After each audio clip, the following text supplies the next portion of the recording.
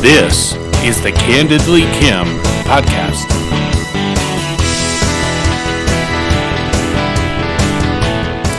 Welcome to the Candidly Kim podcast. We've got a great guest tonight.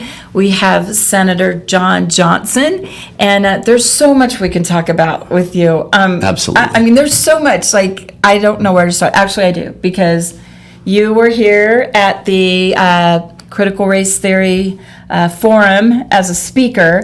So I think let's start there, but there's other places we can go. So you're a senator, and we want to know what's going on the Hill. Mostly, what do we need to be worried about? Because, we should be worried about things, but we should also be hopeful. A lot of movement on the Hill. So let's talk about tonight and this event, and then let's talk about some other things and some of the things you and I have worked on together. Well, it was an interesting night. I actually delayed a little bit because I wanted to hear C.L. Bryant. Yes. And, he understands the American dream, and understands that this critical race theory that's in our schools, there's no doubt to me. I mean, Brandon Beck and I started doing a movie. We decided, because everyone in the state was playing this Jedi mind trick on us and saying that it doesn't exist. There's nothing to see here. Move along, right? Happening in your school. These are not the lesson plans you're looking for. Going across the state and hearing people's stories about what happened. I mean, a young lady up there tonight talked about her experience in school. I would encourage people to go watch the recordings of some of these things because it is happening. It's a divisive thing. This type of tribalism doesn't belong in our school system, right? We need to get back to the basics. We need to teach people to read and write and do arithmetic. And nowadays, compute, right? Science is important. Social studies is important. But we need to get back to understanding the dream that our founders had, right? Okay, so how do we do that? So critical race theory, we understand that is an offshoot of, or a modernization of critical theory as a paradigm, as a mindset, as an approach to the world. But we have how many tens of thousands of students that are in schools. Right. And you made a comment before we started about how this movement, so you have a sticker on your coat. Tell us about Utah Parents United. Yeah. Tell us about Utah Parents United, which we need to also have on. But you know a lot about them. Really, talk about some fearless warriors. Yeah. Right? I mean, they have over 20,000 active members now. And they started out wanting to simply see their kids smile again, right? And take the mask off. Right. And I think that was an important thing. But they're really involved with me right now on this critical race theory. I mean, we heard from one of them tonight. Marvelous job about what social emotional learning really is. And, when people say this isn't in our schools, they don't teach critical theory to K through 12. But if you look at social emotional learning, this whole idea of equity, inclusion, diversity, it's everywhere.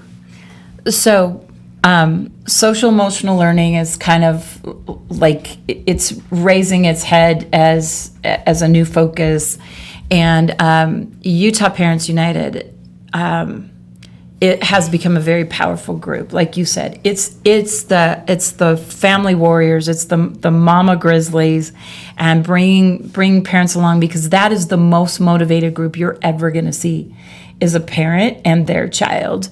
And so what part of that, where do you go to be trained to be a domestic terrorist at the same time so that you can take them? I'm just kidding. You know what's interesting? That's the one reason why I mentioned them before, because this is a group that knows exactly what's going on. Yeah. And they have this mission. They're not crazy, but they're not they're not ignorant. And they're nice. Yes. They are so nice, right?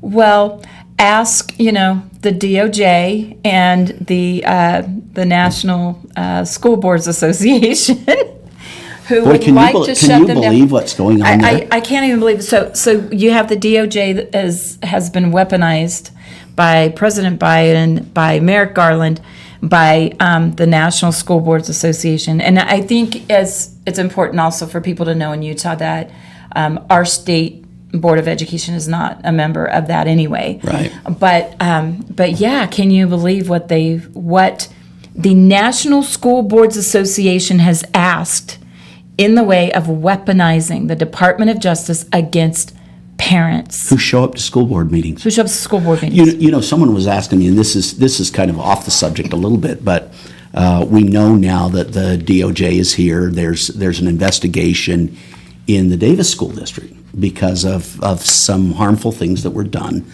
to a minority child, right? Well, it's another example how school boards ignore parents. They blew her off.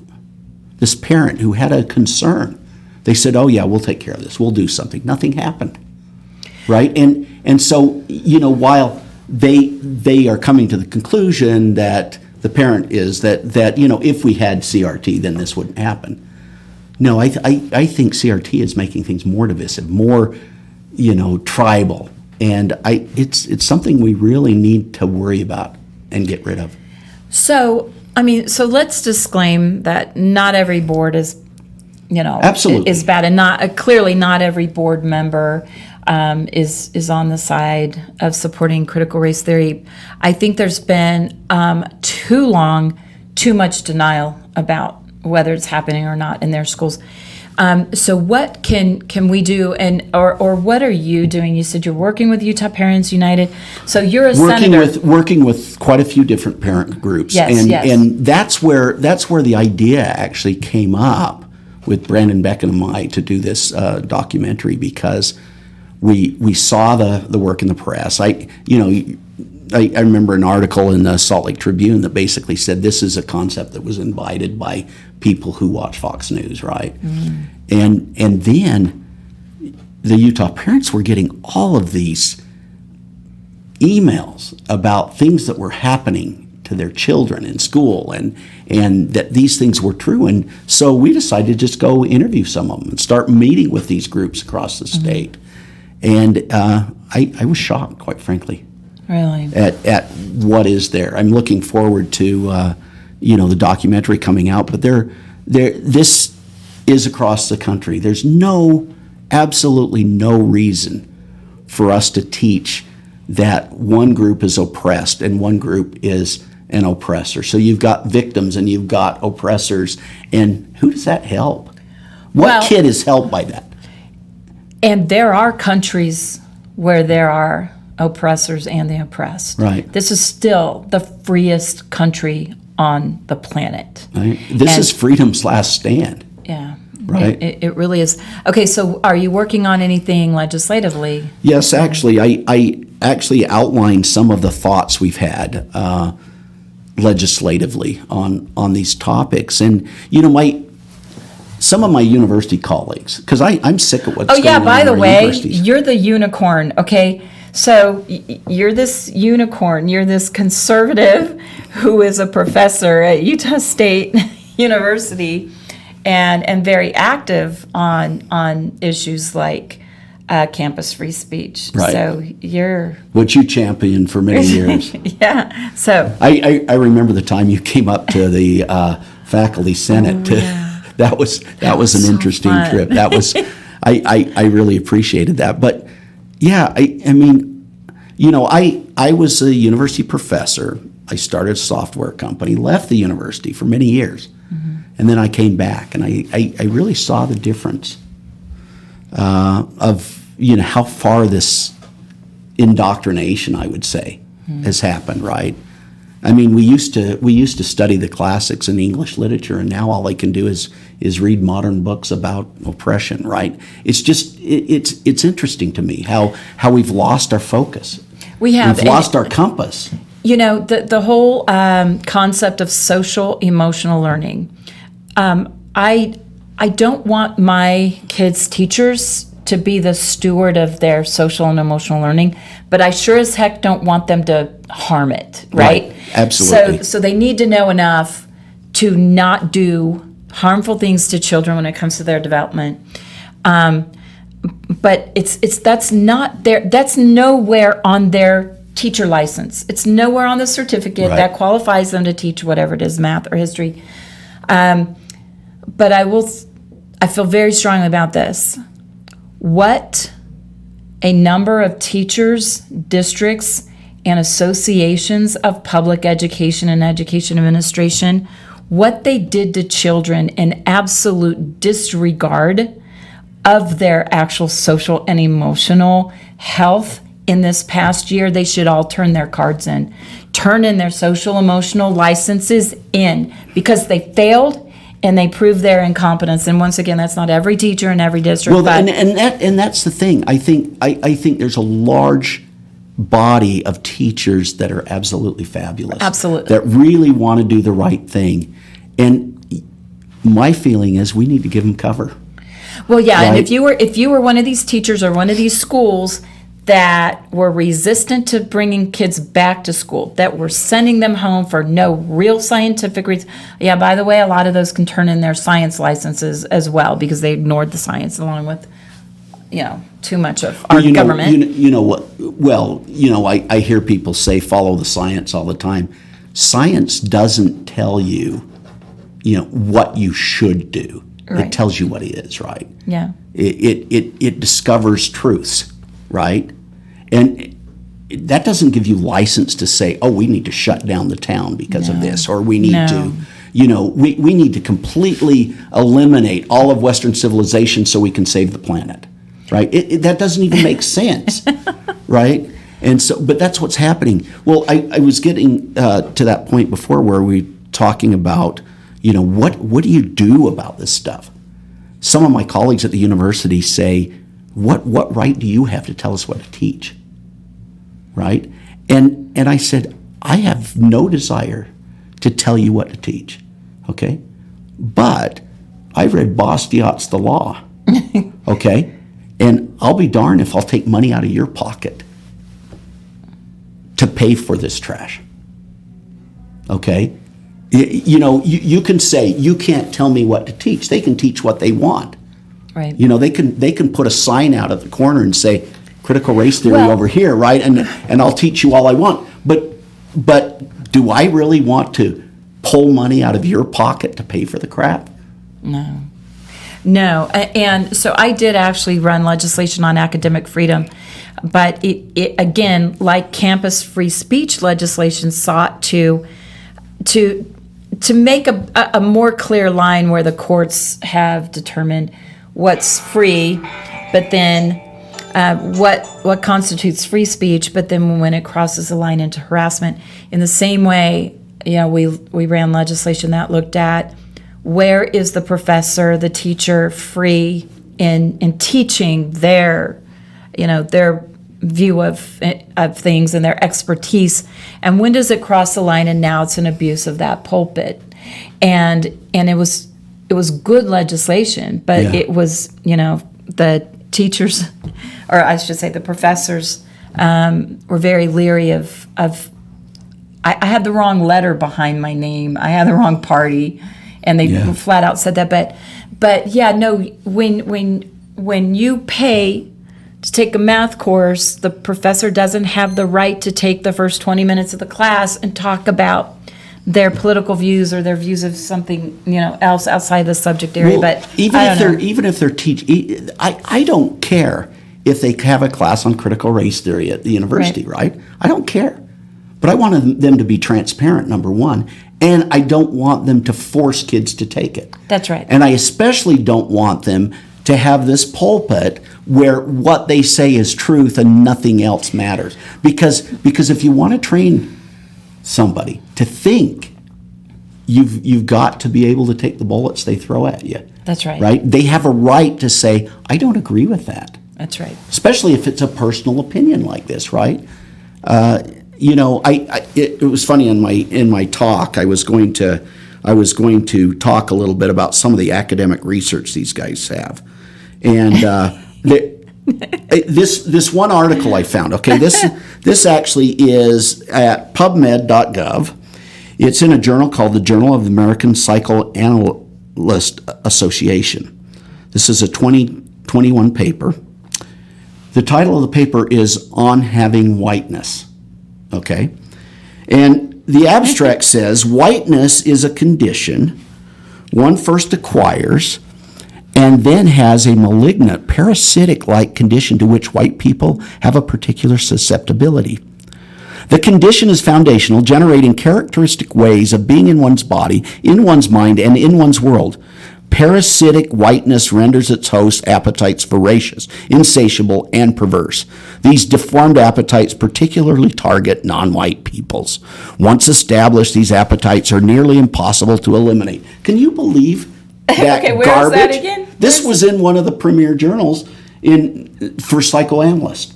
In what school is that? No, this is a journal. This is a journal? This is a Okay. publication that was accepted. And this is supposed to be academic research. Oh my gosh. It's just ridiculous. So there were a couple of professors up at Portland State that decided that they were going to start publishing in these journals because they found it absurd what was happening.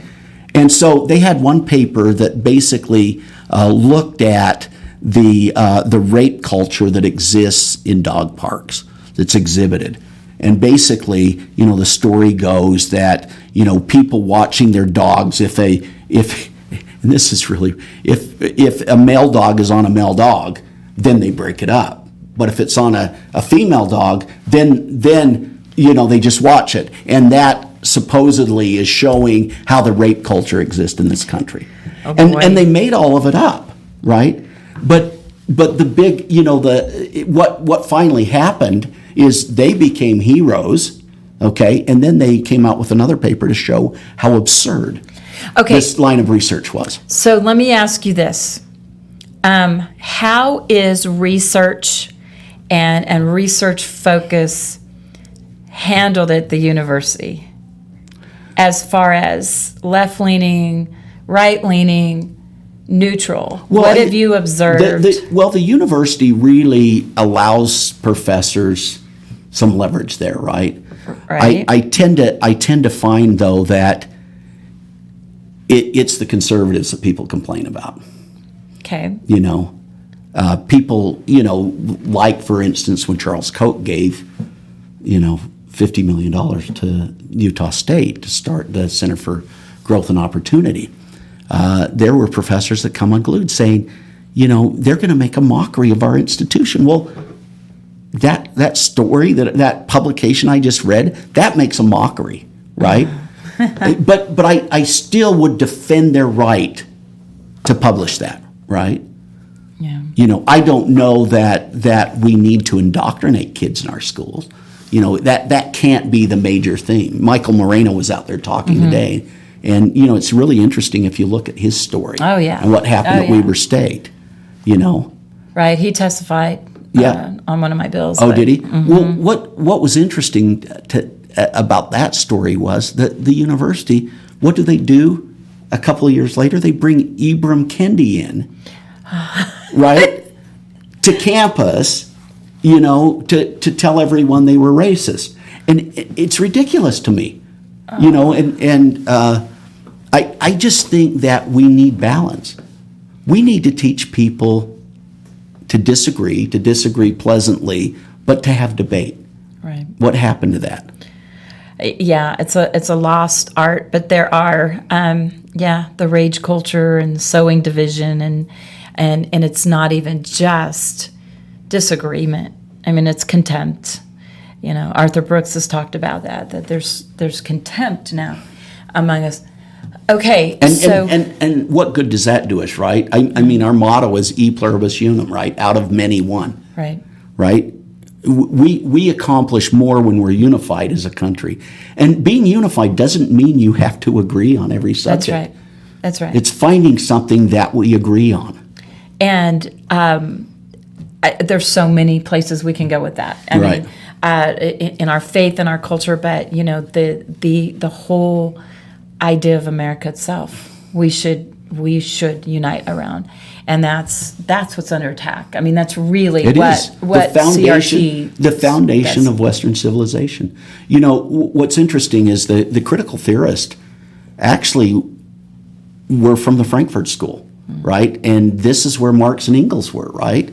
And if you think about it, oppressor versus oppressed, or you could talk about the proletariat versus the bourgeoisie. What's the difference? Yeah. Right? It's aimed at changing society, right? And this actually uproot. I mean, there were signs of this coming out of South America with a number of the Catholic priests and stuff, and they came up with this idea of liberation theology, and they thought that maybe through the churches they could change minds. Yeah. In fact, remember Jeremiah Wright? Mm-hmm. He was a liberation theologist, really? Right? Okay. And that was the whole idea, but it didn't catch on. There was the critical legal theory; it kind of lost steam, and now we've got this critical race theory. We're uniting over our hate for each other, wow. Right? Which is silly. Oh, it's so sad. So, what is your sense of where the Senate is on these things? Well, we had a resolution last session. We actually called ourselves into an extraordinary session. Both the House and the Senate did, and we came up with a resolution on critical race theory. We couldn't adopt any law because the governor didn't include that on the agenda. Mm-hmm. And there's different reasons for why it wasn't there, but I hope that we can move forward. I don't want, I believe in academic freedom. I believe that that we need to allow teachers to do their job. We need to allow professors to explore new knowledge, right? Mm-hmm. But, what, like you said before, when does it cross the line? Right. All right. Well, so what about for the families that feel like it's never going to end? It's Common Core, then it's CRT, and now it's SEL, and there's always going to be another thing, and families that really just want something different and want to get out of a government public school. Where do you see maybe the legislature going on choice? Because there has never been more demand for choice. Right. And, we have to figure out a way of giving it maybe through a tax credit or maybe, so that parents can actually take their kids home to teach them, or they can take them to a private school without the government overreach. In fact, I like to say government schools, not public schools. Right. Government schools. Because, Carrie Ann Lisenby and I last session actually ran a resolution that basically just said parents are in charge of their kids' education. Education establishment is secondary. Really? Yeah. and when Carrie Ann asked me to do that, to lead the discussion in the Senate, I thought, well, this seems like a no-brainer. Yeah. I couldn't believe how much opposition there was to it. Oh, my gosh. Yeah, that is the world upside down. It is upside down, isn't it? So much of it. Because, people were making things like, well, what if they don't have a good parent? And I'm like, well, then let's help those kids. Yeah. Right? Exactly. But the greatest measure, I think one of the key metrics in determining whether kids are successful in school is their parents' involvement in their school, right? Why would we discourage that? Right. Moms going to school board meetings are not domestic terrorists. Well, we used to say that when we just wanted our parents to help kids with homework and have them sign their reading logs. But now that's a threat. Well, in fact, my daughter came home and she said, "Pop, I need help with math." And of course, we have this new math, right? Mm-hmm. And she got frustrated with me. She says, "Papa, that's not how you do it." And I said, "Well, that's how we did it." And I could understand, coming from a mathematics background and a data science perspective, I can understand why they did some of the things they did. But you know what my final conclusion is? Now no parent can help their kid with math. right? So Well- so that's equity for you, I guess. Well, that's another thing where you're a unicorn is most of us, we didn't have great math education and we didn't have great math teachers. They weren't prepped in math, so we have generations of we're just a lot You of know us what? are really bad at math. I was lucky because my math teacher through high school actually had a PhD in mathematics. Oh, yeah. He was a brilliant guy. I had great math teachers in Yeah. high school too, but I think sometimes when parents say, "Well, I just don't know how to help my child with their math," and I'm like,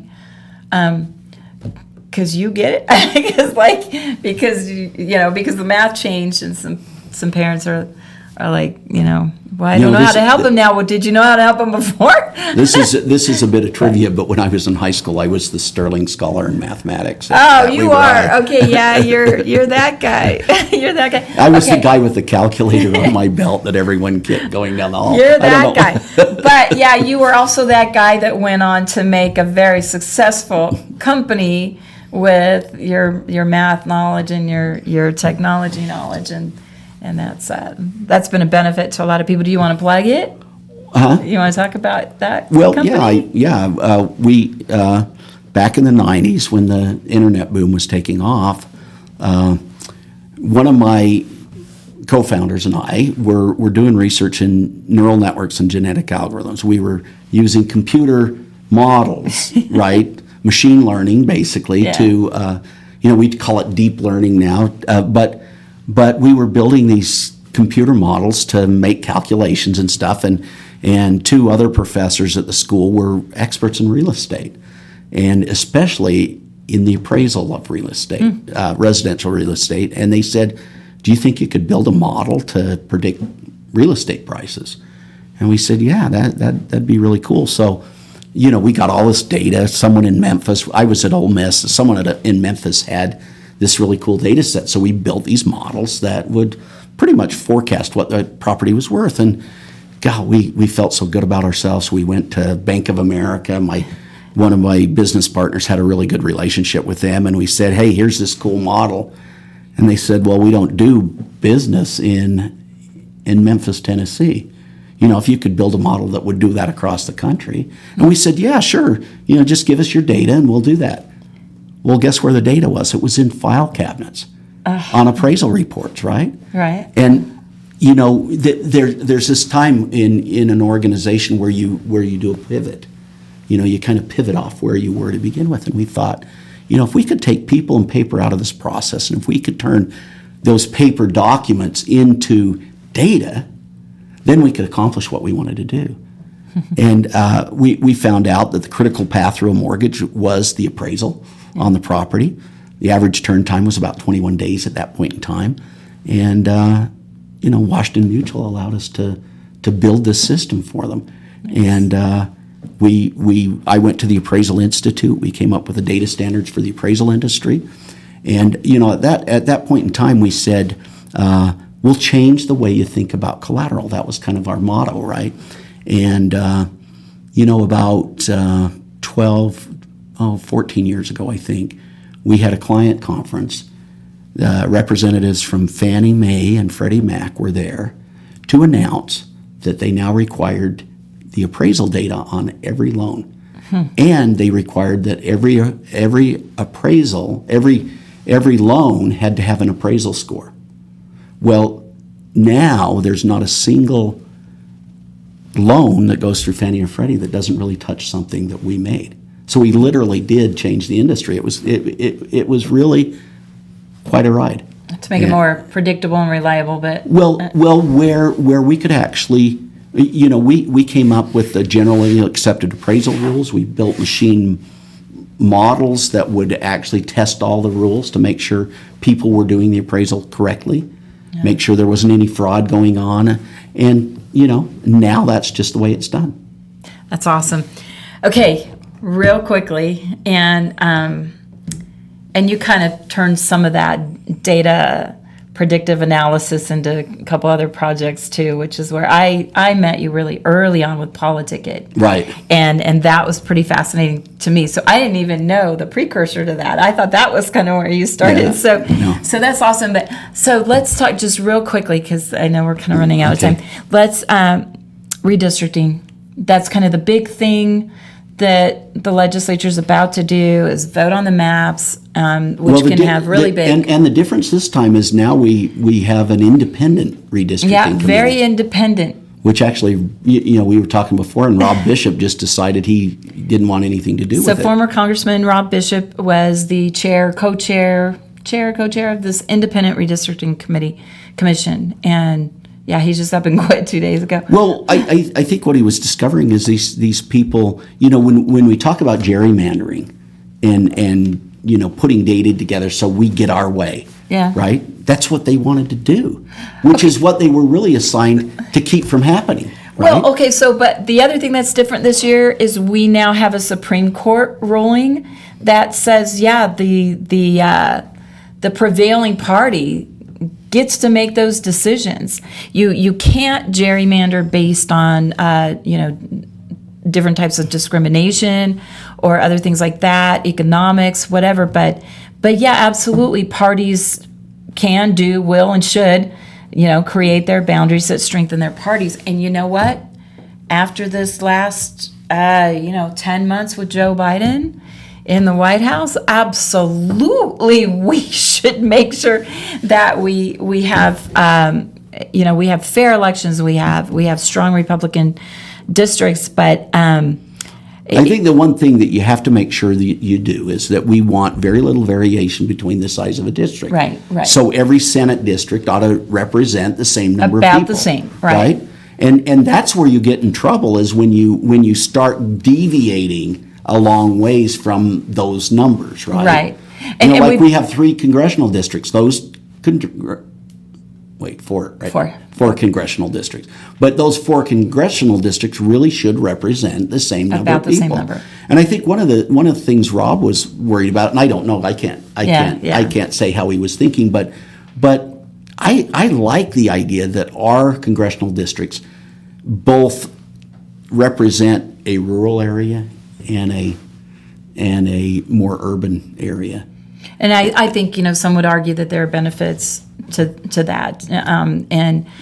But I'm glad that my Senate district represents very rural Utah and very urban populations. Which isn't always the case with the smaller House districts. They, they tend to be, one or the other type of districts. But so Rob Bishop comes out and says that, they intended it to make safer Democratic districts, things like that. So these initiatives are absolutely driven by the left. Yeah. And a lot of the initiatives that affect our elections and elections outcomes in Utah, including petition gathering, independent redistricting commissions, vote by mail. You know what I think should have told people there was going to be problems. The independent commission didn't use their money to hire someone that knew how to draw maps. They hired PR firms and lawyers. That's right. I mean, what does that tell you? That's right. That in and of itself. The thing that got me is there were 4 initiatives on the ballot that year that passed. 3 of them were just, laws, but constitutional. This one was unconstitutional. And the legislature kind of went in and did some things with the three of them that passed. They didn't touch the redistricting commission, and that was the initiative that was fully unconstitutional. I mean, that would have been easy for the legislature to say, we're not doing that. But they left that alone, and I really don't understand why we didn't deal with it when it first passed, to say, we're setting ourselves up to have a PR battle in a few years with that commission that is fully unconstitutional. Fully unconstitutional. Okay, so we need to kind of wrap this up. But so grateful for your time. I always love talking to you. Wish I could have served with you longer. Yeah, I wish you were in the legislature now. We need, But Jordan actually is doing a pretty good job. Yeah. Jordan's awesome. And so Jordan Tusher, he succeeded me in that House seat, and I couldn't be more pleased. And honestly, if I was waking up going, oh, what is my guy doing? Holy, moly. But no, he's awesome. I feel just, I mean, blessed that he's there. He's taking care of us. Good, solid, conservative. And so yeah, we're okay there. It seems to me sometimes the courage quotient is a little bit lower than it should be, especially during COVID, especially in separation of powers. But well, I actually made a comment. When we complain about federal government overreach, we complain about the expansion of as Republicans, right, the expansion of the lands in Utah, the public lands, right, and which I think are actually being put into a quasi-private land that's controlled by one group of people, right? But we complain about that. But if you think about the idea of federalism, it's our constitutional duty to put a check and balance our rights versus the rights of the executive branch. And we're the one that needs to put that check on. State legislatures need to push back and say, that I mean, and understand that's our duty. Rather than just complain about it, we need to do something. That was my mantra for that. My whole last year that I served in the House is because we were seeing an egregious imbalance, an egregious overstep of the executive branch into the legislative lane, and that is an absolute threat to our republic, to our governing system in our state. We decided as a people that we didn't want a king, and so but then that if you let that branch get too powerful, then they can really lean into the legislative branch with threats, with promises, with all kinds of things. And we have a little bit of our own deep state here in Utah, a little bit of our own deep state, but our legislature for the most part are kind of just regular folks, salt of the earth people trying to do their. I think that's true. I've found some really good friendships among people. There's a lot of good people that are serving, but I think sometimes we have to get to the point where we don't care about whether we get reelected and just try to do what we believe is the right thing to do. Absolutely. And I think that you can kind of tell who those people are too pretty quickly. As there are people, we talked about Judy Weeks Roner. She is all about the people. Right. All about the people and the work. And I admire her work on the tax referendum process. Absolutely. She's the newest House member, was just elected in a special session. So do you want to share any last thoughts about what we can be watching, what we can be involved in, what bills you're running? Well, that's the main thing is that I think the more involvement. We talked about different, and there's a lot of different groups that are making a difference. This Blexit group now, they're John Harvey. They're really coming into their own, and they're some of my good friends are part of that. Jamie Renda, Gary. I mean, these are really good people.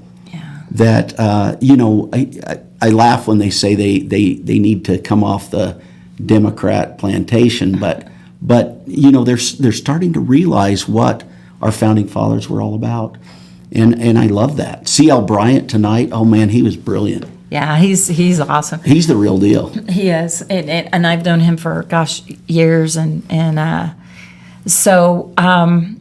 I would want people to know, like when I talk to groups and I talk to citizens, I just want them to know how much of an impact a single voice can have. And then you put a few of those voices together, they can absolutely have an impact. And it's so important to show up. It's just important to show up. Write your letters, write your emails, show up to the don't just copy someone else's letter and send it. Call your representative, call your senator, call the governor, right? And just never be intimidated by the process. So when you call your legislator or you show up on the Hill, they're just regular people too. You don't have to be eloquently polished. You don't have to have perfect words. Just show up and tell your story. But don't automatically put someone on the defensive, right? Right. honey works a lot better than vinegar. Right. Right. I mean, if you immediately attack someone when you don't even know where they're at on the issue yet. Yeah. Right. Yeah, and Get there's to a know lot them. of good groups out there that do kind of help with citizens and how to be better advocates for themselves. So I know Utah Parents United is looking at, prepping people ahead of the legislative session. Americans for Prosperity always does, a legislative prep. So, you can watch for things like that. Where can people Freedom follow? Works, Freedom Works, yeah. absolutely. Where can people follow you? Heritage. I've got a website for my political thing, John for Utah. Okay. I actually have a weekly podcast called Okay. Politicket Podcast. It's on Facebook. Okay. I got to get a little more sophisticated like you guys are and make sure I start getting it out to the podcast network so people can listen to it while they're driving in their car, right? Yeah. It's hard to sit down and watch a video. It is. So yeah, we just started. We kind of took a little break and we're back now, but we are recording the MP3 as well as the MP4. So you can catch us pretty soon on Spotify and things like that for people who, they like to plug in their favorite podcasts while they're driving to work or whatever. For me, it might be when I'm in the shower even because I have to put a speaker in my shower so I can catch War Room, Steve Right. Bannon's War Room every morning. But Well, I'm glad you're still advocating for truth and educating people, and Well, trying to make sure we you're hope still. to see you. We hope to see you back. Oh gosh, I don't know what I'll do in the future, but I still like to talk about the issues and give you an opportunity to share. Well, too, thank what- you. what I you're appreciate talking about. that. So thanks for being here tonight, Yeah, and then I thank you. have to say thank you to our FOSMU. You're welcome. Very good. Our producer, Fosmu, Dorn Barton. And so thanks so much for all you do for us. But anyway, so thanks for being with us tonight. You can find us on... Rumble, YouTube, Podbean. What else? Your favorite we sh- podcasting app? your favorite podcasting app. We should be hitting Spotify soon as well. But yeah, we're on all the all kind of the main alternative social media posts, platforms. We're on Getter, we're on Telegram. They say that Donald J. Trump is going to come out with something soon, and so we'll see how that goes. But anyway, please give us a like and a share, and follow us, and share with your friends. And hope you join us next time. Thank you. Candidly Kim podcast. Thank you. Thank you. That was fun.